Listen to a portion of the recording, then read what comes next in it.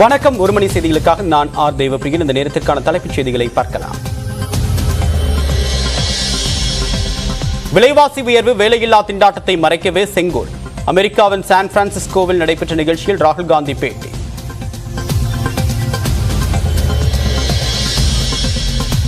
ஆதீனத்தையும் செங்கோலையும் அவமதித்து விட்டார் ராகுல் காந்தி. செங்கோலை இழிவுபடுத்துவதை காங்கிரஸ் கடமையாக வைத்திருப்பதாகவும் அண்ணாமலை குற்றச்சாட்டு.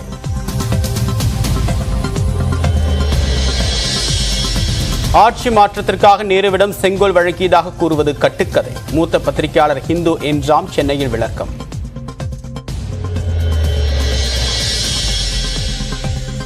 சென்னை டோக்கியோ இடையே நேரடி விமான சேவையை மீண்டும் தொடங்க வேண்டும். மத்திய அமைச்சர் ஜோதிராதித்யா சிந்தியாவுக்கு எழுதிய கடிதத்தில் முதலமைச்சர் மு.க. ஸ்டாலின் வலியுறுத்தல். ஈரோடு, தேனி, தருமபுரி உட்பட 12 மாவட்டங்களில் இன்று கனமழைக்கு வாய்ப்பு. சென்னையில் மிதமான மழை பெய்யக்கூடும் என்று வானிலை ஆய்வு மையம் கணிப்பு. சிதம்பரத்தில் குழந்தைகளுக்கு இருவிரல் சோதனை நடைபெறவில்லை என்று தேசிய குழந்தைகள் பாதுகாப்பு ஆணைய அலுவலர் பேசிய ஆடியோ உள்ளது. குழந்தைகளின் நலன் கருதி வெளியிடவில்லை என்று அமைச்சர் மா. சுப்பிரமணியன் விளக்கம்.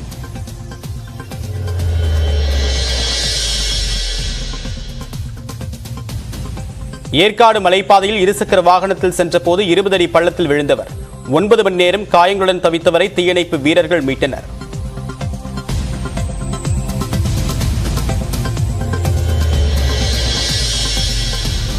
ஜம்மு காஷ்மீர் எல்லையில் ராணுவத்திடம் பிடிபட்ட 3 தீவிரவாதிகள். துப்பாக்கிச் சண்டையில் ஒரு ராணுவ வீரர் காயம்.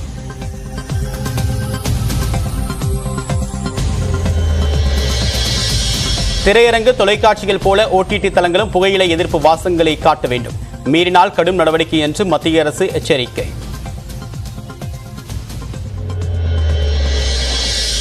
தருமபுரி நெல் சேமிப்பு கிடங்கில் 7000 மூட்டைகள் காணாமல் போனவில்லை. ஆய்வு செய்த மாவட்ட ஆட்சியர் சாந்தி விளக்கம்.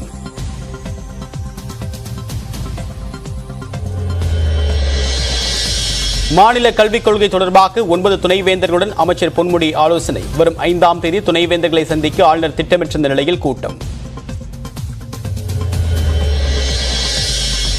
ராமநாதபுரம் மாவட்டம் மண்டபம் அருகே 4 கிலோ கடத்தல் தங்கம் பறிமுதல் என்று தகவல். 3 பேரை பிடித்து வருவாய் புலனாய்வுத்துறை அதிகாரிகள் சோதனை. செங்கல்பட்டு அரசு மருத்துவக் கல்லூரியில் பயிற்சி மருத்துவருக்கு பாலியல் தொல்லை என்று புகார். மூத்த மருத்துவரை கண்டித்து மருத்துவமனை வளாகத்தில் தர்ணா போராட்டம். நியூஸ் 8 செய்தி எதிரொலியாக திருநெல்வேலி மீனாட்சிபுரம் போதி தாமிரபரணி ஆற்றில் ஆய்வு. கழிவுநீர் ஆற்றில் கலப்பதை தடுக்க தரைநிலை நீர்த்தேக்க தொட்டி அமைப்பது தொடர்பாக திருநெல்வேலி மாநகராட்சி ஆணையாளர் ஆலோசனை.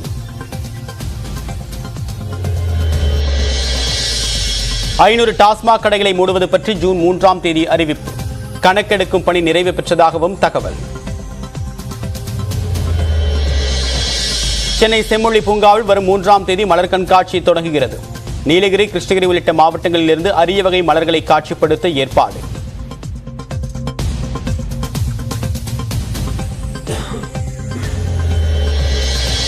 தேனி மாவட்டம் சண்முகா நதி அணை பகுதியில் முகாமிட்டுள்ள அரிசி கொம்பன் 5 இடங்களில் கண்காணிப்பில் ஈடுபட்டு வரும் வனத்துறை.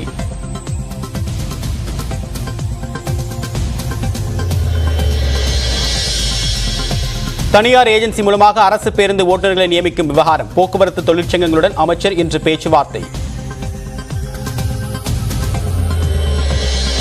தங்கத்தின் விலை மீண்டும் 45,000 ரூபாயை தாண்டியது. ஒரே நாளில் சவரனுக்கு 400 ரூபாய் அதிகரிப்பு. விலைவாசி உயர்வு, வேலையில்லா திண்டாட்டம் ஆகியவற்றை தீர்க்காமல் செங்கோல் வைக்கிறார்கள் என்று காங்கிரஸ் கட்சியின் முன்னாள் தலைவர் ராகுல் காந்தி விமர்சித்துள்ளார். அமெரிக்கா சென்றிருக்கூடிய ராகுல் காந்தி சான் பிரான்சிஸ்கோவில் நடைபெற்ற நிகழ்ச்சி ஒன்றில் கலந்து கொண்டார். அப்போது பேசியவர், இந்தியாவில் ஒரு சிலர் தங்களுக்கு எல்லாம் தெரியும் என்ற எண்ணத்தில் இருப்பதாக தெரிவித்தார். கடவுளுக்கு அருகில் பிரதமர் நரேந்திர மோடியை அமர வைத்தால் பிரஜம்பம் எவ்வாறு செயல்படுகிறது என்பதை அவரே கடவுளுக்கு விலகிக் கொள்வார் என்றும், அவ்வாறு விளக்கும் போது கடவுளே குழப்பமாகி விடுவார் என்றும் ராகுல் காந்தி விமர்சித்தார். வரலாற்று ஆசிரியர்களுக்கு வரலாற்றையும், விஞ்ஞானிகளுக்கு அறிவியலையும், இராணுவத்திற்கு போர் புரியும் முறையையும் விளக்க முடியும் என்று சிலர் நினைக்கிறார்கள் என்றும் சுட்டிக்காட்டினார். பாஜக அரசு மக்களை அச்சுறுத்துவதாகவும் விசாரணை அமைப்புகளை தவறாக பயன்படுத்துவதாகவும் கூறிய ராகுல் காந்தி, வன்மம், கோபம், வெறுப்பு ஆகியவற்றின் மீது நம்பிக்கை இருந்தால் மட்டுமே பாஜகவின் கூட்டத்தில் அமர முடியும் என்றார். பாரத ஒற்றுமை யாத்திரையை நிறுத்த செய்ய அரசு தன்னுடைய முழு பலத்தையும் பயன்படுத்தியது என்றும், ஆனால் எதுவும் பலனளிக்கவில்லை என்றும் ராகுல் காந்தி தெரிவித்தார். நாட்டில் விலைவாசி உயர்வு உள்ளிட்ட பல்வேறு பிரச்சனைகள் இருக்கக்கூடிய நிலையில் அதனை தீர்க்காமல் செங்கோல் வைப்பதாகவும் அவர் விமர்சித்தார். காங்கிரஸ் கட்சியின் மூத்த தலைவர் ராகுல் காந்தி செங்கோலையும் ஆதீனத்தையும் அவமதித்து விட்டார் என்று பாஜக மாநில தலைவர் அண்ணாமலை குற்றம் சாட்டியுள்ளார். மதுரை விமான நிலையத்தில் செய்தியாளர் பேசிய அவர், தமிழ்நாட்டில் ஜல்லிக்கட்டிற்கு தடை விதித்தது காங்கிரஸ் என்றும் அவர் கூறியுள்ளார். செங்கோல் எப்படி படிப்பு வச்சிருந்தாங்க, செங்கோல் அப்படி படிப்பு வச்சிருந்தாங்க, நான் இங்க சான் பிரான்சிஸ்கோல் எப்படியா? காந்தி குடும்பத்திற்கு தொடர்ந்து செங்கோலை இழிவுபடுத்துவது அவர்களோட கடமையாக கருதுகின்றார். நேரு அவர்கள் செங்கோலை வாக்கிங் ஸ்பீக்கர்னு ஆனந்த பவன்ல வச்சிருந்தாங்க. இன்னைக்கு அதே வம்சாவளியிலிருந்து வந்திருக்கக்கூடிய ராகுல் காந்தி அவர்கள் செங்கோலை மறுபடியும் அவமானப்படுத்துறாங்க, ஆதீனத்தை அவமானப்படுத்துகிறார்கள். அதுவும் வழக்கம் போல இந்திய மண்ணில் இல்ல, அமெரிக்கா மண்ணில் அவமானப்படுத்துறாங்க. ஆனால் ராகுல் காந்தி அவர்கள் இது ஒரு வேலையாகத்தான் வச்சிருக்கிறாங்க. டெல்லி போறாங்க, சான் பிரான்சிஸ்கோ போறாங்க. காங்கிரஸ் தமிழ்நாட்டிற்கு ஜல்லிக்கட்டை பேன் பண்ணி அவமானப்படுத்துறாங்க. அதிகார மாற்றத்திற்காக நேருவிடம் செங்கோல் வழங்கப்பட்டதாக கூறுவது கட்டுக்கதை என்று மூத்த பத்திரிகையாளர் என் ராம் தெரிவித்துள்ளார். சென்னையில் தமிழ்நாடு காங்கிரஸ் தலைவர் KS அழகிரியுடன் செய்தியாளர்களிடம் பேசிய போது, சுதந்திரத்தின் போது நேருவிடம் செங்கோல் வழங்கியது போன்று வெளியான வீடியோ நடிகர்களை வைத்து எடுக்கப்பட்டது என்றார். சட்ட ரீதியான ஆட்சி மாற்றம் தொடர்பான எந்த அம்சமும் செங்கோல் வழங்கியதில் இல்லை என்றும், நேரு பிரதமராக பதவி ஏற்பதற்கு ஏதும் விழா நடத்த வேண்டுமா என்று மவுண்ட் பேட்டன் கேட்டதாக எந்த ஆதாரமும் இல்லை என்றும் விளக்கமளித்தார். தமிழ்நாட்டில் உள்ள ஆதீனங்களை கௌரவப்படுத்துவதால் பாஜகவுக்கு எந்த பயனும் இல்லை என்றும் என் ராம் கூறியுள்ளார்.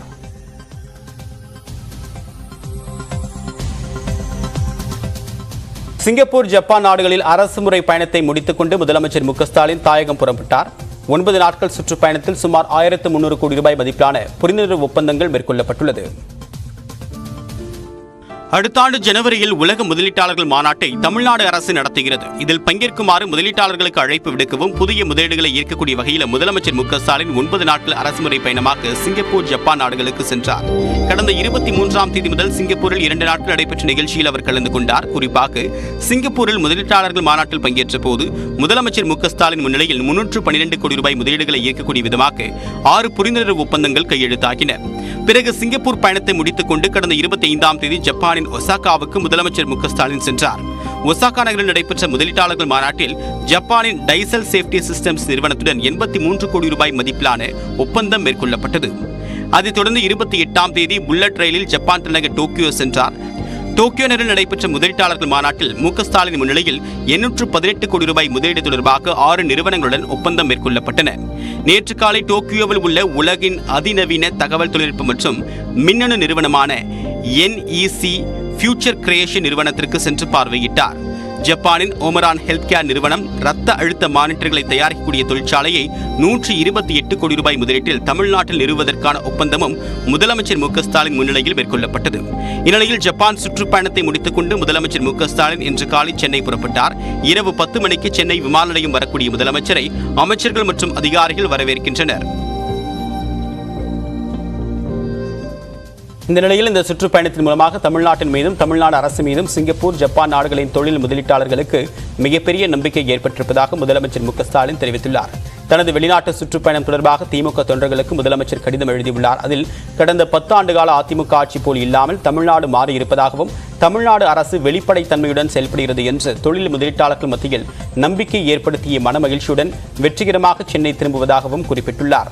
தமிழ்நாட்டின் வளர்ச்சிக்கு சிங்கப்பூர், ஜப்பான் நாடுகள் கைகுலுக்கியதாகவும், ஒளிமிகுந்த தமிழ்நாட்டை உருவாக்குவதே நமது லட்சியம் என்று முதலமைச்சர் மு.க.ஸ்டாலின் தெரிவித்துள்ளார்.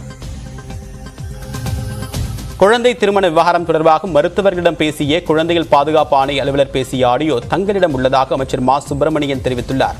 சென்னை தேனாம்பேட்டையில் உள்ள பொது சுகாதாரத்துறை இயக்குநரக அலுவலகத்தில் உலக புகையிலை ஒழிப்பு தின நிகழ்ச்சி நடைபெற்றது. இதில் கலந்து கொண்ட பிறகு செய்தியாளர் பேசிய மருத்துவத்துறை அமைச்சர் மா. சுப்பிரமணியன், சிதம்பரம் குழந்தை திருமண விவகாரத்தில் இருவிரல் பரிசோதனை நடைபெறவில்லை என்று தெரிவித்தார். தொடர்ந்து மருத்துவரிடம் விசாரணை மேற்கொண்ட தேசிய குழந்தைகள் பாதுகாப்பு ஆணைய அலுவலர், ஆளுநரை திருப்திப்படுத்த வேண்டும் என்பதற்காகவே உண்மைக்கு மாறான கருத்துக்களை கூறியதாகவும், குழந்தைகளின் நலன் கருதி அவர் மருத்துவரிடம் பேசிய ஆடியோவை வெளியிடவில்லை என்றும் குறிப்பிட்டுள்ளார்.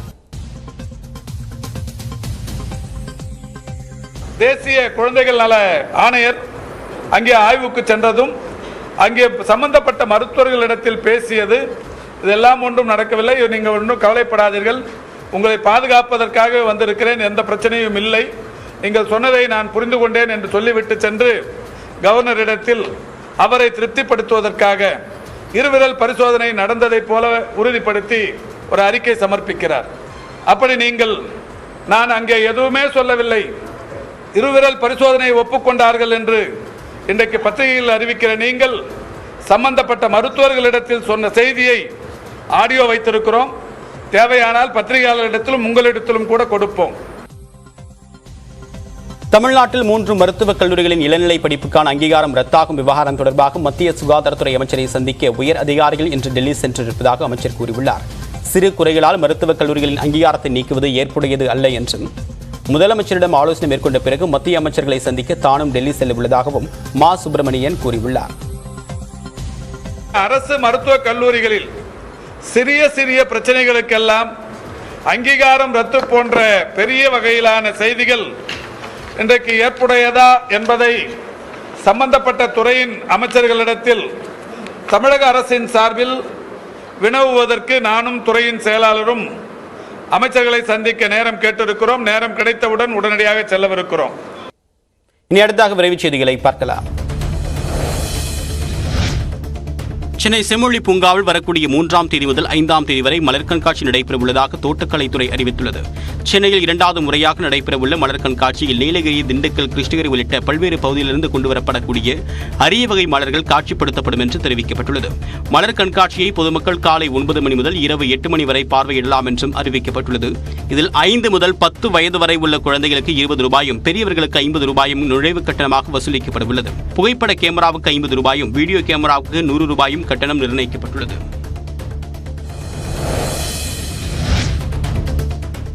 திருவாரூர், மயிலாடுதுறை உள்ளிட்ட டெல்டா மாவட்டங்களில் நடைபெற்று வரும் தூர்வாரும் பணிகளை முதலமைச்சர் மு.க. ஸ்டாலின் வரும் 5ஆம் தேதி முதல் நேரில் ஆய்வு செய்யவுள்ளார். குறுவை சாகுபடிக்காக வரும் 12ஆம் தேதி முதல் மேட்டூர் அணையிலிருந்து தண்ணீர் திறக்கப்பட உள்ளது. இதனையடுத்து டெல்டா மாவட்டங்களில் உள்ள ஆறுகள் மற்றும் சிறு குறு வாய்க்கால்களில் தூர்வாரும் பணி நடைபெற்று வருகிறது. இந்நிலையில் தூர்வாரும் பணிகளை முதலமைச்சர் மு.க. ஸ்டாலின் நேரில் ஆய்வு செய்யவுள்ளார். இதன்படி வரும் 5ஆம் தேதி மயிலாடுதுறை மற்றும் திருவாரூரிலும் 6ஆம் தேதி தஞ்சாவூரிலும் ஆய்வு செய்கிறார். இதனைத் தொடர்ந்து ஜல்லிக்கட்டு போட்டிகளை நடத்தும் உரிமையை பெற்றுக் கொடுத்ததற்காக புதுக்கோட்டையில் நடைபெறும் பாராட்டு விழாவில் கலந்து கொள்வார் என்று அரசு தெரிவித்துள்ளது. மல்யுத்த வீரர்கள் போராட்டம் குறித்த கேள்விக்கு பதிலளிக்காமல் மத்திய அமைச்சர் மீனாட்சி லேக்கி ஓட்டம் பிடித்த சம்பவம் பேசுபொருளாகியுள்ளது. பாலியல் புகாரில் பாஜக எம்பியும் இந்திய மல்யுத்த கூட்டமைப்பின் தலைவருமான பிரிஜ் பூஷன் சரண் சிங்கை கைது செய்ய வலியுறுத்தி மல்யுத்த வீரர் வீராங்கனைகள் போராட்டத்தில் ஈடுபட்டு வருகின்றனர். மேலும் தங்களது பதக்கங்களை கங்கை ஆற்றில் விடப்போவதாக அறிவித்து பின்னர் விவசாயிகள் கேட்டுக் கொண்டதன் அடிப்படையில் அந்த முடிவை கைவிட்டனர். இந்த நிலையில் நிகழ்ச்சியில் ஒன்றில் கலந்து கொண்ட மத்திய வெளியுறவுத்துறை இணையமைச்சர் மீனாட்சி லேக்கியிடம் செய்தியாளர் ஒருவர் கேள்வி எழுப்பினார். அப்போது கிளம்புங்க என கூறிக்கொண்டே வேகமாக ஓடத் தொடங்கிய அமைச்சர் காரில் ஏறி புறப்பட்டுச் சென்றார்.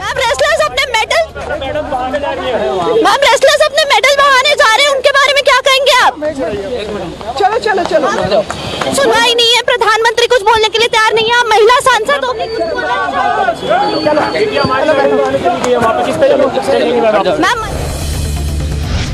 சென்னையில் 22 கேரட் ஆபரண தங்கத்தின் விலை சவரனுக்கு 400 ரூபாய் அதிகரித்து மீண்டும் 45,000 ரூபாயை கடந்துள்ளது. கடந்த 25ஆம் தேதி தங்கத்தின் விலை சவரனுக்கு 45,000 ரூபாயாக இருந்தது. அடுத்தடுத்த நாட்களில் சொற்ப அளவில் தங்கத்தின் விலை சரிந்து வந்தது. இந்நிலையில் தங்கத்தின் விலை இன்று சவரனுக்கு 400 ரூபாய் அதிகரித்து 45,160 ரூபாய்க்கு விற்பனை செய்யப்படுகிறது. 1 கிராம் தங்கம் 50 ரூபாய் அதிகரித்து 5,645 ரூபாய்க்கு விற்பனை செய்யப்பட்டு வருகிறது. வெள்ளியின் விலை கிராம் ஒன்றுக்கு 30 காசுகள் உயர்ந்து 76 ரூபாய் 80 காசுகளுக்கு விற்பனையாகிறது. சென்னையை அடுத்த வண்டலூர் அருகே தொழிற்சாலையில் ராட்சத பாய்லர் வெடித்து சிதறியதில் புலம்பெயர் தொழிலாளர் ஒருவர் நிகழ்விடத்திலேயே உயிரிழந்தார். விநாயகபுரம் பகுதியில் சிமெண்ட் மூலப்பொருட்கள் தயாரிக்கும் தொழிற்சாலை உள்ளது. இதில் பீகார், உத்தரப்பிரதேசம் உள்ளிட்ட வெளிமாநிலங்களைச் சேர்ந்த இளைஞர்கள் 500க்கும் மேற்பட்டோர் பணியாற்றி வருகின்றனர். இந்நிலையில் நேற்று நள்ளிரவில் ராட்சத பாய்லர் வெடித்து விபத்து ஏற்பட்டதில் உத்தரப்பிரதேசத்தைச் சேர்ந்த மீராஜ் என்பவர் உடல் சிதறி பரிதாபமாக உயிரிழந்தார். மேலும் படுகாயமடைந்த விழுப்புரத்தைச் சேர்ந்த ஆபரேட்டர் யுவராஜ் மற்றும் உத்தரப்பிரதேசத்தைச் சேர்ந்த ஹெக்லத் ஆகிய இருவர் ஆபத்தான நிலையில் சென்னை கீழ்ப்பாக்கம் அரசு மருத்துவமனையில் சிகிச்சை பெற்று வருகின்றனர். தமிழ்நாடு முதலமைச்சர் மு.க. ஸ்டாலினை நாளை சந்தித்து பேச உள்ளதாக டெல்லி முதலமைச்சர் அரவிந்த் கெஜ்ரிவால் தெரிவித்துள்ளார். இது தொடர்பாக டுவிட்டரில் அவர் வெளியிட்டுள்ள பதிவில், அரசியலமைப்பு சட்டத்திற்கு விரோதமாக மத்திய அரசு கொண்டு வந்துள்ள அவசர சட்டத்திற்கு எதிராக திமுகவின் ஆதரவை கோருவதற்காக முதலமைச்சர் மு.க. ஸ்டாலினை சந்திக்க உள்ளதாக குறிப்பிட்டுள்ளார். டெல்லியில் அரசு அதிகாரிகளை நியமிக்க துணைநிலை ஆளுநருக்கு அதிகாரம் அளிக்கும் வகையில் மத்திய அரசு அவசர சட்டம் இயற்றியுள்ளது. உச்சநீதிமன்ற உத்தரவை மீறி கொண்டுவரப்பட்டுள்ள இந்த அவசர சட்டத்திற்கு எதிரான செயல்பாடுகளுக்கு எதிர்க்கட்சித் தலைவர்களை சந்தித்து அரவிந்த் கெஜ்ரிவால் ஆதரவு திரட்டி வருகிறார். இதன்படி மு.க. ஸ்டாலினை சென்னையில் நாளை சந்தித்து பேசுகிறார். ஜம்மு காஷ்மீரின் பூஞ்ச் மாவட்டத்தில் ஊடுருவிய 3 பயங்கரவாதிகளை ராணுவ வீரர்கள் கைது செய்தனர். மோசமான வானிலை மற்றும் மழையை சாதகமாக பயன்படுத்தி எல்லை கட்டுப்பாட்டு கோட்டை தாண்டி வியாழக்கிழமை இரவில் பயங்கரவாதிகள் ஊடுருவியது தெரியவந்தது. இதனையடுத்து அவர்களின் நடத்தையை கண்காணித்த ராணுவ வீரர்கள் மறைந்திருந்து துப்பாக்கிச்சூடு தாக்குதலில் ஈடுபட்டனர். பின்னர் 3 பயங்கரவாதிகளை சுற்றி வளைத்து கைது செய்தனர். கைதானவர்களிடம் ஆயுதங்கள் மற்றும் 10 கிலோ வெடிபொருளை கைப்பற்றினர். இந்த துப்பாக்கிச் சண்டையில் ராணுவ வீரர் ஒருவர் காயமடைந்தார். அரசு போக்குவரத்து கழக தொழிலாளர்களின் கோரிக்கை தொடர்பாக தொழிற்சங்கத்தினுடன் இன்று முத்தரப்பு பேச்சுவார்த்தை நடைபெறுகிறது. அரசு போக்குவரத்து கழக பணிமுனைகளில் தனியார் ஏஜென்சி மூலமாக ஒப்பந்த அடிப்படையில் ஊழியர்கள் நியமிக்கப்படுவதற்கு போக்குவரத்து கழக தொழிலாளர்கள் எதிர்ப்பு தெரிவித்து வருகின்றனர். தங்களது கோரிக்கையை வலியுறுத்தி சென்னையில் மாநகர போக்குவரத்து ஊழியர்கள் நேற்று முன்தினம் திடீர் என்று போராட்டத்தில் ஈடுபட்டனர். இதனால் பயணிகள் கடும் அவதிக்கு உள்ளாகினர். போக்குவரத்து ஊழியர்களின் போராட்டத்தை தொடர்ந்து போக்குவரத்து தொழிற்சங்கங்களுடன் சென்னையில் இன்று முத்தரப்பு பேச்சுவார்த்தை நடைபெறவுள்ளது. தொழிலாளர் நலத்துறை ஆணையர் முன்னிலையில் நடைபெறக்கூடிய பேச்சுவார்த்தையில் இந்த தொழிற்சங்கத்தினர் மற்றும் அரசு அதிகாரிகளும் கலந்து கொள்கின்றனர். ஒப்பந்த ஊழியர்களை பணிக்கு அமர்த்துவதால் அவர்களுக்கு எந்த பலனும் கிடைக்காமல் தினக்கூலிகளாக பணியாற்றக்கூடிய சூழல் ஏற்படும் என்றும் இது போக்குவரத்து துறையை தனியார் மயப்படுத்தக்கூடிய நிலைக்கு கொண்டு செல்லும் என்றும் போக்குவரத்து கழக ஊழியர்கள் எச்சரிக்கை விடுத்து வருகின்றனர். அதேவேளையில் தற்போது உள்ள நிதி நெருக்கடியை குறிப்பிட்டு ஒப்பந்த ஊழியர்களை கொண்டு வருவதற்கு தொடர்ந்து போக்குவரத்து துறை பல்வேறு டெண்டர்களை அறிவித்து வருகிறது. இந்நிலையில் 2 தரப்பு கருத்துக்களும் இன்று விவாதிக்கப்பட்டு விரைவில் தீர்வு எட்டப்படும் என்று போக்குவரத்து துறை தரப்பில் தெரிவிக்கப்பட்டுள்ளது. இந்த பேச்சுவார்த்தையின் சுமூக உடன்பாடு எட்டப்படவில்லை என்றால் மீண்டும் அமைச்சர் முன்னிலையில் பேச்சுவார்த்தை நடத்தப்படும் என்றும் கூறப்பட்டுள்ளது.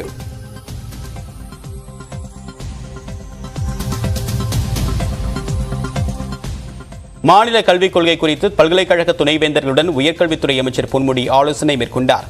சென்னை அண்ணா பல்கலைக்கழகத்தில் நடைபெற்ற இந்த கூட்டத்தில் 19 பல்கலைக்கழகங்களின் துணைவேந்தர்கள் கலந்து கொண்டனர். இதேபோன்று அரசு பொறியியல் கல்லூரி முதல்வர்கள், அண்ணா பல்கலைக்கழக உறுப்பு கல்லூரி முதல்வர்களும் பங்கேற்றனர். அப்போது மாநில கல்விக் கொள்கையை அமல்படுத்துவது, பல்கலைக்கழகங்கள் வசூலிக்கக்கூடிய கல்வி கட்டணங்கள் ஆகியவற்றை தொடர்பாக விரிவாக ஆலோசனை மேற்கொள்ளப்பட்டது. மறைந்த முன்னாள் முதலமைச்சர் கருணாநிதியின் 100ஆண்டு பிறந்தநாள் கொண்டாட்டங்களை பல்கலைக்கழகங்கள் மற்றும் கல்லூரிகளில் கொண்டாடுவது குறித்தும் இந்த கூட்டத்தில் ஆலோசனை மேற்கொள்ளப்பட்டது. புதிய கல்விக் கொள்கை குறித்து பல்கலைக்கழக துணைவேந்தர்களுடன் ஆளுநர் RN ரவி வரக்கூடிய 5ஆம் தேதி ஆலோசனை மேற்கொள்ள உள்ளார். இந்நிலையில் பல்கலைக்கழக துணைவேந்தருடன் அமைச்சர் பொன்முடி ஆலோசனை மேற்கொண்டிருப்பது குறிப்பிடத்தக்கது. சேலம் மாவட்டம் ஏற்காடு அருகே 20 அடி ஆழ பள்ளத்தில் தவறி விழுந்து 9 மணி நேரத்திற்கு மேலாக உயிருக்கு போராடி கொண்டிருந்தவர் காயங்களுடன் மீட்கப்பட்டார். சேலம் ஏற்காடு மலைச்சாலையில் மதுபோதையில் இருசக்கர வாகனத்தை ஓட்டிச் சென்ற ரமேஷ் என்பவர் 60 அடி பள்ளம் பகுதியில் 20 அடி ஆழ பள்ளத்தில் தவறி விழுந்தார். நேற்று இரவு 10 மணி அளவில் அவர் பள்ளத்தில் விழுந்த நிலையில் மேலே வர முடியாமல் காலை வரை தவித்துள்ளார். இந்நிலையில் இன்று காலை 7 மணி அளவில் அந்த பகுதியில் நடைபயிற்சி சென்றவர்கள் பள்ளத்தில் இருந்து இவர் சத்தம் போடுவதை கேட்டு தீயணைப்புத் துறையினர் மற்றும் 108 ஆம்புலன்ஸுக்கு தகவல் தெரிவித்துள்ளனர். அதன்படி அங்கு வந்த மீட்பு படையினர் ரமேஷை பத்திரமாக மீட்டு சேலம் அரசு மருத்துவமனைக்கு அனுப்பி வைத்தனர்.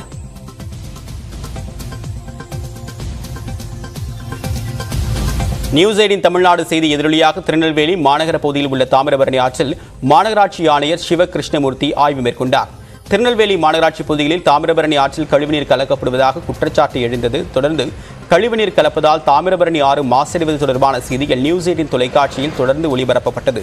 இதன் எதிரொலியாக நெல்லை மாநகராட்சி ஆணையர் சிவகிருஷ்ணமூர்த்தி மீனாட்சிபுரம் பகுதியில் உள்ள தாமிரபரணி ஆற்றில் ஆய்வு மேற்கொண்டார். அதற்கு பிறகு செய்தியாளர் பேசிய அவர், கழிவுநீர் ஆற்றில் கலப்பதை தடுக்க தரைநிலை நீர்த்தேக்க தொட்டி அமைக்கக்கூடிய பணி நடைபெற்று வருவதாகவும் அடுத்த 2 மாதங்களுக்குள் இந்த பணிகள் முடிக்கப்பட்டு ஆற்றில் கழிவுகள் கலப்பது தடுத்து நிறுத்தப்படும் என்றும் தெரிவித்தார். அதன் பிறகும் ஆற்றில் கழிவுநீரை கலக்கக்கூடிய நபர்கள் மீது கடுமையான நடவடிக்கை எடுக்கப்படும் என்றும் ஆணையர் எச்சரித்துள்ளார்.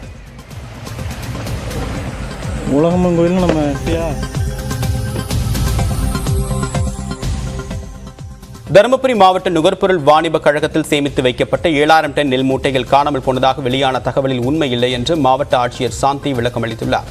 தருமபுரி மாவட்ட நுகர்பொருள் வாணிப கழகத்திற்கு சொந்தமான திறந்தவெளி நெல் சேமிப்பு கிடங்கில் 7000 டன் நெல் மூட்டைகள் காணாமல் போனதாக புகார் எழுந்தது. இந்த விவகாரம் தொடர்பாக மாவட்ட ஆட்சியர் சாந்தி அரசு குடோனில் நேரில் ஆய்வு செய்தார். சென்னையில் இருந்து வந்திருந்த அதிகாரிகள் குழுவினரும் விசாரணை மேற்கொண்டனர். அப்போது குடோனில் அடுக்கி வைக்கப்பட்டுள்ள நெல் மூட்டைகள் முழுவதையும் பார்வையிட்டனர். இதில் சரிந்த நிலையில் இருந்த நெல் மூட்டைகளை உடனடியாக அரவைக்கு அனுப்பி வைக்க மாவட்ட ஆட்சியர் உத்தரவிட்டார். அதன் பிறகு செய்தியாளர் பேசிய மாவட்ட ஆட்சியர் சாந்தி, நெல் மூட்டைகள் முழுவதும் அரவைக்கு அனுப்பிய பிறகு நெல் மூட்டைகள் குறைந்துள்ளதா என்பது தெரியவரும் என்றார். அரவை ஆலையிலும் அதிகாரிகள் ஆய்வு மேற்கொள்ள உள்ளதாகவும் 7000 டன் நெல் மூட்டைகள் அரவைக்கு அனுப்பி வைக்கப்பட்டதை தவறுதலாக புரிந்து கொண்டு நெல் மூட்டைகள் காணாமல் போனதாக புகார் அளித்திருக்கலாம் என்று மாவட்ட ஆட்சியர் சாந்தி தெரிவித்துள்ளார். ஸோ இதில் வந்து 130 ஸ்டாக்கில் 122 ஸ்டாக் நமக்கு ஃபுல்லாகவும் 8 ஸ்டாக் வந்து ஒரு பாதியாக இருக்குது. அதில் கொஞ்சம் சரிஞ்சிருக்கு. அந்த சரிஞ்சிருக்கக்கூடிய ஸ்டாக்குகளெல்லாம் இப்போ முதற்கட்டமாக நம்ம வந்து மில்லுகளுக்கு இன்றைக்கி 100 பணியாளர்கள் வந்திருக்காங்க லேபர்ஸு. அது இல்லாமல் 120 லாரிகள் வந்து அரேஞ்ச் பண்ணப்பட்டிருக்கு. ஸோ இது கம்ப்ளீட்டாக நம்ம வந்து மில்லுகளுக்கு அனுப்பி வைக்கப்படும். அது ஃபுல்லாகவே நம்ம லிக்விடேட் பண்ணும்பொழுது நமக்கு எக்ஸாக்டாக எவ்வளோ மிஸ் ஆயிருக்கா இல்லையாங்கிறதே நம்ம அப்போ தான் தெரிய வரும். இப்போ வந்து இப்போ ப்ரிலிமினரி இன்வெஸ்டிகேஷனில் 7000 மெட்ரிக் டன் மிஸ் ஆயிருக்குங்கிறதெல்லாம் வந்து மிஸ் ஆகப்படவில்லை அப்படிங்கிறத உறுதியாக தெரிவிச்சுக்கிறேன். கம்ப்ளீட்டாக 100% தணிக்கைக்கு உட்படுத்தப்பட்டுள்ளது. ஸோ 100% தணிக்கைக்கு பிறகு தான் வந்து இதனுடைய உண்மைத்தன்மையே தெரியும். நேரு பிரதமராக பதவியேற்பதற்கு ஏதேனும் விழா நடத்த வேண்டுமா என்று மவுண்ட் பேட்டன் கேட்டதாக எந்த ஆதாரமும் இல்லை என்று மூத்த பத்திரிகையாளர் என் ராம் தெரிவித்துள்ளார். நியூஸ் 18 தமிழ்நாடு தொலைக்காட்சி செய்தியாளர் சுபாஷ் பிரபுவுக்கு அவர் அளித்த பிரத்யேக நேர்காணலை தற்போது பார்க்கலாம். இங்கே சென்னையில் ஃபினான்ஸ் மினிஸ்டர் தலைமையில் நடந்த ப்ரெஸ் கான்ஃபரன்ஸும் நீங்கள் பார்த்துருப்பீங்க. அவங்க வந்து இப்படி ஒரு நிகழ்வு நடந்தது, அதுக்கான ஆதாரங்கள் இருக்குது அப்படின்னு சொல்லி அவங்க ஒரு வீடியோலாம் போட்டு காமிச்சதையும் நம்ம பார்த்தோம், நீங்களும் பார்த்துருப்பீங்க. ஸோ இது எப்படி கம்பேரிட்டிவ் பண்ணுறது? அதில் பல ராங்கான விஷயம் தான் இருக்குது. எங்கேருந்து பல விஷயங்கள் எடுத்திருக்காங்க. ஃபார் எக்ஸாம்பிள் ஸ்பெஷல் ஃப்ளைட்டுன்னு அதில் இருக்குது. வீடியோவில் ஆக்டர்லாம் வச்சுருக்காங்க. மவுண்ட் பேட்டனை பார்த்ததாக அதெல்லாம் பார்த்தேன். அது சின்ன ஒரு முதல்ல சொல்லியிருக்காங்க, சில இது இன்ஆக்டட் அப்படின்ட்டு. அதனால் அவங்க நரேட்டிவ் ஃபிட் பண்ணுற மாதிரி இன்றைக்கி அந்த கதையை அப்படி எடுத்துகிட்டு போயிருக்காங்க. அதில் பல ஃபேக்ட்ஸ், க்ரூஷியல் ஃபேக்ட்ஸ் வந்து உண்மை இல்லை, ஃபிக்ஷன் என்று தான் தெரியுது. குறிப்பாக மவுண்ட் பேட்டனுக்கு போய் கொடுத்தது, அவர் வந்து திரும்பி கொடுத்தது அவரோட ஐடியான்னு சொல்கிறாங்க. நேருவை கேட்டார் முதல்ல என்ன செய்ய போறீங்கன்னு. அவர் ராஜாஜி இது பண்ணார். ராஜாஜிக்கு அதுக்கு சம்மந்தம் இல்லை நமக்கு தெரிஞ்ச அளவுக்கு. இமேஜின் பண்ணலாம், என்ன வேணா இருந்திருக்கலாம் அப்படின்லாம். ஆனால் ஒருத்தர் சொன்னார்ல ராஜேந்திர பிரசாத் பற்றி திடீர்னு இது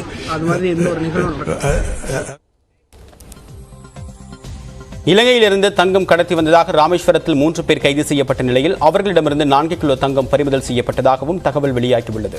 ராமநாதபுரம் மாவட்டம் ராமேஸ்வரம் அடுத்து தனுஷ்கோடி பகுதி அண்டை நாடான இலங்கைக்கு மிக அருகில் உள்ளது. இதனால் சர்வதேச கடல் எல்லை வழியாக கஞ்சா, போதைப் பொருட்கள், வலி நிவாரண மாத்திரைகள், மஞ்சள் மற்றும் ஏலக்காய் உள்ளிட்ட பொருட்கள் கடத்தப்படுவதாக தொடர்ந்து புகார்கள் எழுந்து வருகின்றன.